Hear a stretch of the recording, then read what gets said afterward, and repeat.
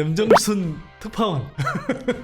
급격하게 변화를 하지 못한다라는 것이 하나 있고 네. 상당히 끈끈해요. 네. 인간적이고. 네. 그러니까 어느 정도 관계가 깊으냐면 가버리죠. 심하게 얘기하면 착취하는 그런 관계잖아요. 네. 같은 이웃 나라인데도 너무 다르네요, 이런 게. 거꾸로 지금 일본의 혁신에 발목을 잡기도 하죠. 아무래도 몸이 무거워지니까 네. 혁신이 느려질 거 아니겠어요. 네네. 기술 격차도 많이 벌어질 거고 공멸할 가능성이 있죠. 두 개 주제에 대해서, 두 개 토픽에 대해서 이야기 좀 나누도록 하겠습니다.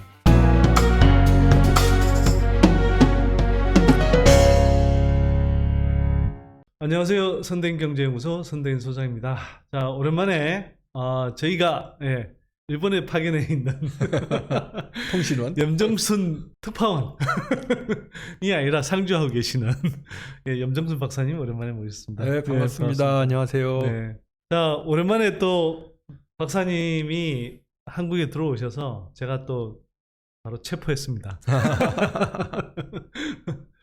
체포해서 오늘 모셨고요. 그래서 방송하기 전에 막 이분 머리를 제가 쥐어짜면서 빨리 아이템을 내놓으란 말이야 이러면서 그렇게 해서 두 개 주제에 대해서, 두 개 토픽에 대해서 이야기를 좀 나누도록 하겠습니다. 자, 박사님. 네네. 먼저 제가 이거 좀 궁금해서 여쭤보는 건데요. 지금 전 세계가 이제 뭐 에너지 전환이다 그러고 그 속에서 이제 그래서 전기차 전환이 굉장히 급속도로 일어나고 있는 상황인데 그렇죠. 원래 일본은 에너지 절감에도 되게 막 민감하고 또 그런 거에서 앞서 있기도 하고 또 하이브리드 자동차 같은 경우는 오히려 일본이 되게 앞섰던 나라잖아요. 그렇죠. 그런 나라가 오히려 전기차로 전환하는 흐름은 되게 뒤처지는 것 같아요. 그렇죠. 그래서 이게 왜 이런 건가? 저는 좀 궁금한데 왜 그런 건가요? 일단 기본적으로 일반적인 엔진차에서 네. 하이브리드로 넘어가는 거는 1에서 2로 가는 게 아니라 1.5 정도 되는 거잖아요. 네네.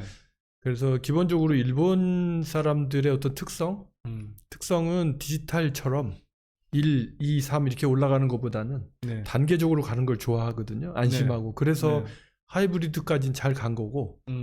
그러니까 하이브리드 자동차라는 것은 기존의 자동차의 프레임워크를 그대로 사용하는 거잖아요. 네. 그리고 약간의 뭐 어쨌거나 엔진이나 부품 그렇죠. 다 있고. 네, 약간의 그 추가를 하는 거기 때문에 전기 자동차하고는 전혀 차원이 다르죠. 네. 그러다 보니까 하이브리드까지는 잘 갔는데 거기서 이제 이 전기차로 넘어가려고 하면 엔진 자동차의 모든 구조를 버리고 새로운 프레임워크, 전기자동차 프레임워크 위에다가 모든 게 시작이 돼야 되잖아요. 네네. 이런 일들이 돼야 되기 때문에 기본적으로 일본 사람들의 어떤 특성상 급격하게 변화를 하지 못한다라는 것이 하나 있고, 네.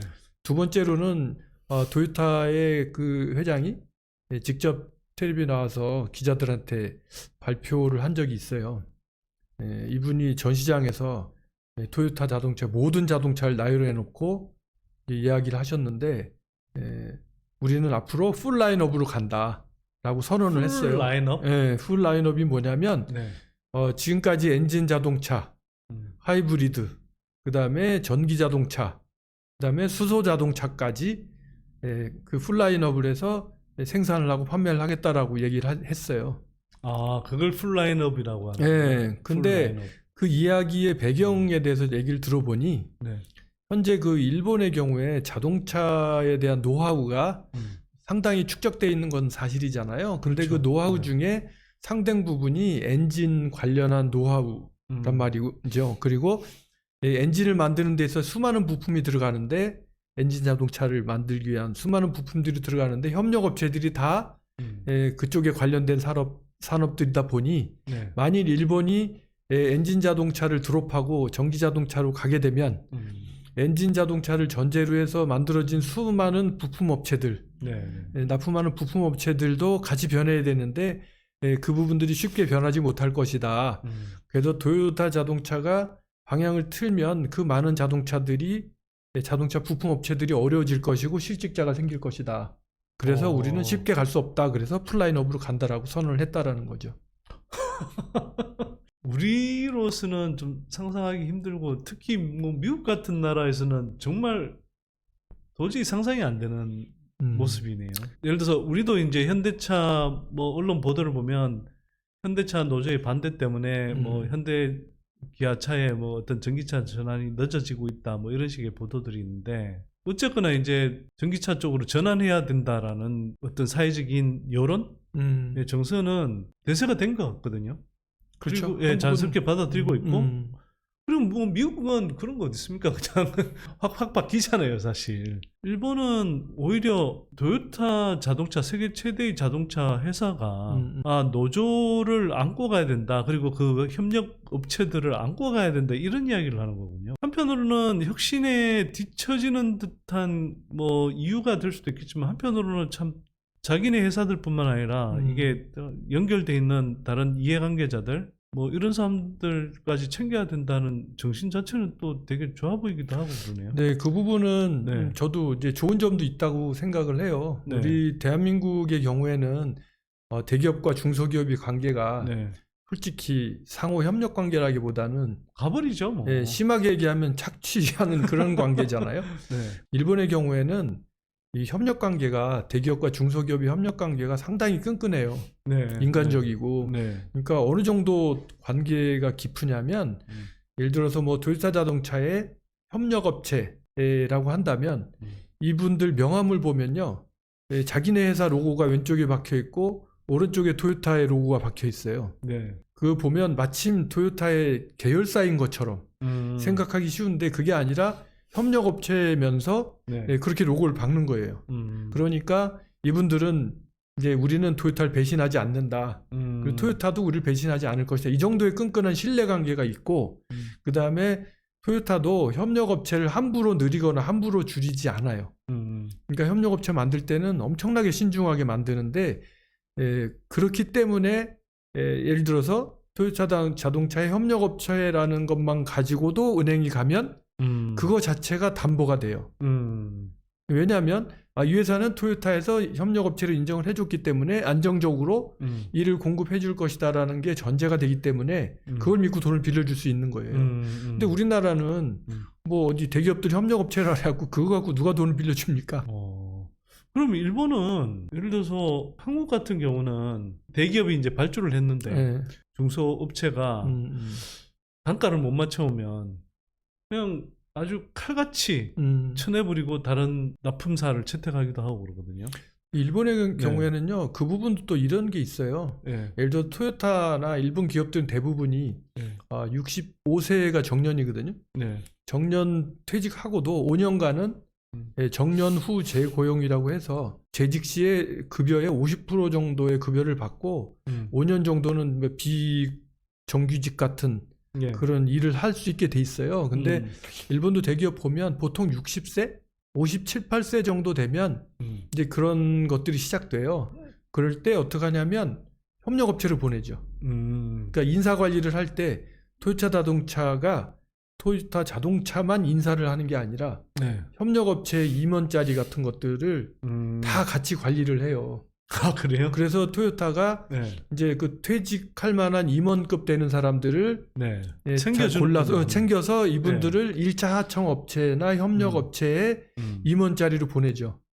그렇게 해서 그 회사의 임원으로 간 그 사람은 그 협력 업체 입장에서 봤을 때는 토요타 자동차하고의 어떤 끈끈한 관계를 이제 유지해 나갈 수 있는 거고 다리 역할을 하는 그렇죠. 이런 식의 그다음에 그 1차 협력업체는 또 2차 협력업체 이렇게 해서 전체적으로 끈끈하게 연결이 돼 있기 때문에 하루아침에 싹둑하기는 너무 힘들죠. 사실은 이제 제가 뭐 최근에 SK온이라는 뭐 한국 배터리 업체가 자기네들이 이제 뭐 이 이른바 캐파 증설은 빨리 해야 되는데 자금 조달은 잘 안 되고 하니까 뭐 정말 요번에 이제 발주낼 때는 그 아주 막 저가 입찰하는 업체들 그러니까 단가를 최대한 자기 범위 안에 이제 들어오는 업체들 특히 이제 경쟁이 일어나는 기술 장벽이 낮은 그 공정 쪽에서는 칼질을 엄청 해야 된 것 같더라고요. 그래서 뭐 엠플러스 같은 회사는 그 한 제가 알기로는 7, 8년 이상 SK온에 공급을 해왔는데 그런 회사도 그냥 단칼에 그냥 날려버리더라고요. 야, 진짜 이게 일본하고 한국이 같은 이웃 나라인데도 너무 다르네요, 이런 게. 그렇죠. 그리고 네. 이제 그 협력업체 파트너 관계에 있어서도 진짜 협업이 네. 상당히 아까 말씀드린 것처럼 상당히 끈끈하게 연결돼 있어서 그 거꾸로 지금 일본의 혁신의 발목을 잡기도 하죠. 네. 왜냐하면 아까 말씀드린 것처럼 지금 우리는 발빠르게 전기로 시프트해가지고 질주하고 있는데 네. 저쪽에서는 이것도 하고 저것도 하고 하면 역시 그래도 아무리 그 회사가 크지만 토요타가 규모가 크지만 아무래도 몸이 무거워지니까 네. 혁신이 느려질 거 아니겠어요? 네. 네. 그러면 나중에 가서는 이미 기술 격차도 많이 벌어질 거고 뭐 그런 부분에 있어서 공멸할 가능성이 있죠. 이제 그런 끈끈한 어떤 관계들, 네트워크 때문에 그런 전기차 전환이 늦어진다.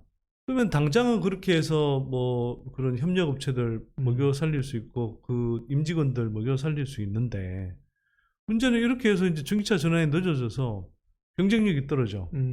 그러면 그 경쟁력이 떨어지면 결국은 그 산업 내에서의 입지가 점점 약해질 거고. 그렇겠죠. 그러면 사실은 그 산업에서 번창을 하는 게 아니라 위축돼서 사실은 오히려 길게 보면은 결국은 더 많은 기업이 무너지고 더 많은 일자리가 사라지는 거 아닐까요? 네, 그거는 네. 이제 제가 요즘에 일본 국내에서 네. 4차 산업혁명에 대한 강의를 하는 기회가 많은데 네. 그때 제가 차용해서 사용하는 논리 중에 하나가 경제학 용어 중에 네. 성공보수라고 있어요. 네.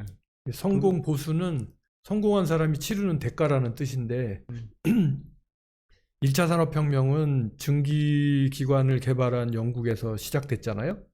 그래서 영국이 그것 때문에 비약적으로 발전을 했고 그랬는데 2차 산업혁명의 승자는 미국이었잖아요. 그러니까 1차 산업혁명에서 승리를 한 영국이 자기가 혁신을 해서 2차 산업혁명의 승자가 될 수도 있었지만 미국에 빼앗긴 것은 미국은 증기가 아니라 전기를 발명해서 에디슨이 네. 전기를 중심으로 한 산업을 일으켰단 말이죠. 그러니까 영국은 저게 오래가지 않을 거야라고 생각했겠죠. 그리고 우리가 이 정도의 어떤 경제 기반이 있고 산업 기반이 있으니까 우리가 저기한테 밀리겠어라고 생각하면서 변하지 못했던 것이죠. 근데 미국은 그 전기에 이제 올인을 해서 갔으니까 성공한 것이고 그 전기뿐만이 아니라 뭐 가전이라든지 그다음에 자동차 저 미국이 성공을 했잖아요. 근데 결국 미국이 열심히 가다 보니까 이번엔 일본이 나타나서 미국의 자동차 시장을 석권한 거잖아요. 그런데 일본이 미국의 자동차 시장을 석권한 것에 대해서 자기 반성이나 혁신을 하는 게 아니라 너희들이 무역 장벽을 일으키고 그래서 우리나라 자동차를 간접적으로 일본 고객들이 원함에도 불구하고 수입하지 못하도록 막아서? 방해를 해서 일이 이렇게 됐으니 책임을 져라라고 해서 생긴 게 플라자 합의잖아요. 그러면 가격 장벽이나 낮아지면 미국 자동차가 팔렸어야 되잖아요. 근데 역시 안 팔렸거든요. 그렇게 해서 다시 주도권은 일본으로 넘어갔고 일본이 이제 세계 패자가 됐는데 거꾸로 지금 와서 아까 토요타 자동차도 그렇고 뭐 이번에 코로나 때문에도 알려졌지만 일본의 정보화가 또 늦어진 것도 있고 일본이 모든 측면에서 혁신이 늦어지고 있는 거잖아요. 뭐 그런 것처럼 전체적인 어떤 패러다임이 바뀌는 시점에 있어서는 어쩔 수 없는 한계가 있는 것 같아요. 각 분야의 기득권 세력들이 남아있기 때문에. 올해 같은 경우는 이제 미국 자동차 시장이 이제 커지는데 그 중에서 미국의 이제 전기차 시장이 굉장히 가파르게 이제 커질 것으로 예상이 되는데 사실 미국에서도 토요타, 혼다 자동차는 되게 인기 차종이잖아요. 굉장히 이제 뭐 그 토요타 캠리는 뭐 베스트셀링하고 혼다의 이제 혼다 어코드 이런 차도 엄청 팔리는 차들인데 문제는 이제 앞으로 한 몇 년 동안은 미국이 IRA 법안을 통해서 자국 내에서 생산되는 전기차 그리고 그 전기차 생산 과정에서도 이제 각종 소재나 강물을 미국이나 Foreign Entity of Concern이라고 해서 이제 우려 해외국은 배제하는 이런 흐름으로 가고 있잖아요. 그래서 한국은 그 품에서 지금 배터리 업체들을 굉장히 막 적극적으로 공격적으로 진출하고 있고 그리고 미국의 이제 또 자동차 회사들도 막 지금 GM, 포드, 뭐 스텔란티스 다 막 엄청난 전기차 모델들을 라인업을 구성해서 이제 뭐 지금 막 출시를 하고 있거든요. 근데 그에 비해서 이제 토요타나 혼다는 미국 시장이 그렇게 변하고 있는데도 이게 아직 제대로 대응을 못 하고 있더라고요. 그러다 보니까 한국한테는 사실 좀 좋은 측면이 있는데, 파나소닉이 배터리 기술에서는 상당히 선도적인 역할을 했었잖아요. 네, 그렇죠. 지금도 어쨌거나 테슬라에 공급하면서 이제 되게 세계적인 그 시장 점유율이 상당히 높은 업체 중에 하나인데, 문제는 이제 어쨌거나 토요타, 혼다 이런 업체들이 전기차 전환이 늦어지니까 파나소닉의 일감도 적어지는 것 같고요. 그렇죠. 그러다 보니 뭐 중국 업체나 또는 한국의 LG엔솔 같은 업체들이 이렇게 커지는 것에 비하면 파나소닉이 계속 이렇게 이 실적이 떨어지고 경쟁력이 점점 처지는 것 같아요. 그러니까 이게 뭐 이 자동차 회사만의 문제가 아니라 그렇죠. 배터리라는 미래 먹거리라는 측면에서도 이제 일본이 경쟁력이 점점 약화되는 그런 현상을 보이는 것 같은데. 그렇죠. 이게 네. 결국 일본은 뭐 선단식 경영이라고 해서 네. 우리나라는 하나의 재벌이 선단을 만들지만 네. 일본은 그 기업 전체가 국가적인 선단이거든요. 그러다 보니까 이제 이런 문제들이 생기는 거고, 그래서 결국 공멸하는 수순으로 네. 갈 수도 있다라는 생각을 하는데, 이게 비단 자동차 업체만 있는 게 아니라 IT 업계에도 똑같은 거예요. 네. 예를 들면 이런 거죠. 대한민국에서 그 그루베어라고 아시잖아요. 전자결제하는 거. 네. 이거를 처음에 이제 한국의 핸디소프트라든지 몇 군데 회사들이 만들었었어요. 가오나이라든지. 그래서 이 회사들이 이거를 납품을 하기 시작했어요. 그러니까 공공기관별로 도입을 하다 보니 한국 정부가 어느 시점에서 이거는 통일을 해야 되겠다. 그래서 정부가 돈을 들여서 네. 그루베어를 하나를 개발해 버린 거죠. 그래서 그거를 정부 기관하고 지방자치단체에 부상으로 배포를 해버린 거예요. 네.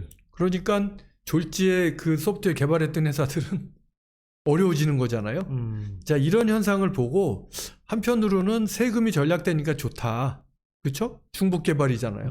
근데 한편으로는 그 소프트웨어 개발 업체들은 그럼 뭐해서 먹고 사냐. 뭐 이런 얘기가 나오잖아요. 네. 근데 그거하고 비슷한 얘기를 하면 일본의 경우에 그 지방자치단체가 1700개가 있는데 1700개가 전부 따로따로 주민등록 등본 같은 행정을 관리하는 시스템을 따로따로 도입해서 따로따로 이용을 하고 있었단 말이죠. 네. 그것을 이제 통합해야 되겠다라고 해서 이번에 디지털청이 만들어졌고, 그래요? 그래서 네. 그 디지털청이 통합을 하겠다고 해서 한국 모델처럼 통합을 하겠다고 해서 이 일을 시작을 했어요. 네. 했는데 지금 어떻게 돼 있냐면 그게 없었던 일로 되고, 그래요? 대신에 그 후지츠, 히다치, NEC 등 각 벤더들이 클라우드 센터에다 자기네 패키지를 올려놓고 그 패키지를 이제 원격으로 클라우드로 이용할 수 있게끔 하자라는 식으로 변했어요. 이게 가만히 생각해 보면 물리적으로 예전에는 각각 지방자치단체의 서버가 각각 지방자치단체에 존재했는데 지금은 하드웨어만 한 군데로 집중이 되고 소프트웨어를 각각의 기업으로부터 사는 것은 바뀌지 않았죠. 왜 그렇게 됐냐? 각 중소기업들이나 IT 벤더들이 지금 이 부분을 이렇게 통합을 해버리면 우리의 일이 없어지지 않느냐. 1700개 지방자치단체가요, 매년 사용하는 돈이 한화로 5조 원 정도 돼요. 요 시스템에. 근데 이거를 한국처럼 통합을 해버리면 한값비가 돼버리면 나머지 5조 원이라는 시장이 사라지는 거잖아요. 네. 그래서 그거를 결국 못 없애고 지금 클라우드 상에서 이용하도록 하는 걸로 해서 바뀌었거든요. 네. 이거하고 똑같은 거잖아요. 이런 시장을 정부가 지켜주다 보니 일본의 소프트웨어 업체들은 안 바뀌어도 되는 거예요. 그러니까 뭐 일본에는 소프트웨어 산업이 두 종류인데요. 하나는 서비스업으로서의 소프트웨어 산업과 제조업으로서의 소프트웨어 산업. 이제 제조업은 뭐냐면 늘 코딩하는. 근데 서비스업은 어떤 패키지 소프트웨어, 뭐 예를 들어서 SAP이라든지 SAP라든지 세일스포스라든지 오라클이라든지 마이크로소프트라든지 어떤 이러한 소프트웨어 솔루션들, 이게 사람의 손이 가지 않는 예, 그런 소프트웨어들 개발하는 업체는 없어요. 거의 없고 제로는 아니겠지만 거의 없고 나머지는 다 이거를 하는 프로그램 개발하는 회사들인데 아까 1700개 회사들이 겨우 그 지방자치단체 업무 시스템이 얼마나 난이도가 있겠어요. 네. 그거를 계속 그런 식으로 개발해서 1년에 5조 원씩 받아갈 수 있으니 혁신을 할 필요가 없죠. 그래서 다시 얘기를 되돌리면 토요타가 그런 협력업체를 지키는 것과 같은 논리로 일본 정부조차도 국민의 세금을 자기 임의대로 업계의 흘림으로 인해서 혁신이 일어나지 않는 거고 그래서 1700개 시스템이 연계되지 않으니 전자정부 국민들이 느끼는 체감하는 전자정부 그 서비스 레벨은 낮을 수밖에 없고 뭐 이런 일들이 벌어지는 거라고 봐요. 이거는 비단 이 분야뿐만이 아니라 모든 분야가 그렇게 가고 있는 거죠.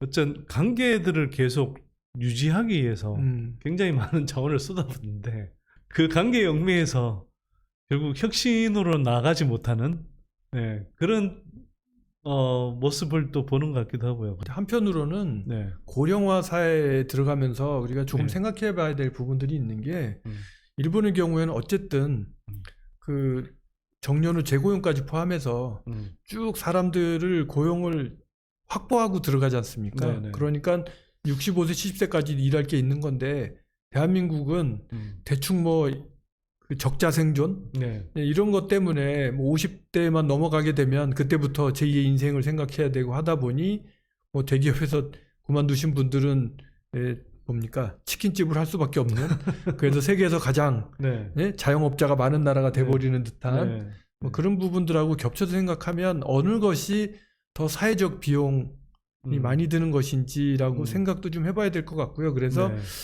적정한 타협책을 어디서 찾지 않으면 안 되지 않느냐. 일본처럼 살면 그 같이 공멸하는 길로 가는 것이고 한국식으로 하면 일부만 생존하고 일부만 성공하고 나머지는 극과 극으로 갈리는 뭐 그런 것들이 있지 않을까라는 생각이 드네요. 알겠습니다. 하여튼 일본의 전기차 전환이 왜 늦는가에 대해서 어떤 사회 문화적인 배경이 분명히 있네요. 오늘 좀 그거 확실히 배웠고, 자 저희 여기서 마무리하고요. 이어서 두 번째 편 가지고 돌아오도록 하겠습니다. 고맙습니다.